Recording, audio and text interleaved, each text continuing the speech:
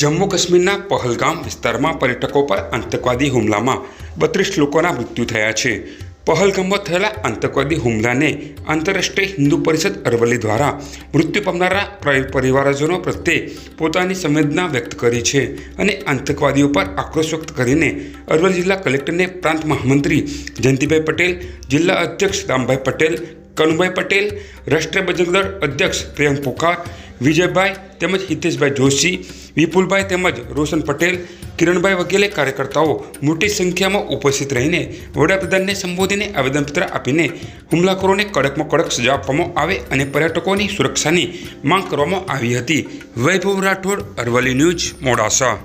કાલે પહેલગામ પાસે આતંકવાદીઓએ સમગ્ર દેશના 32 પર્યટકોને, હિન્દુ પર્યટકોને મોતને ઘાટ ઉતારવામાં આવ્યા।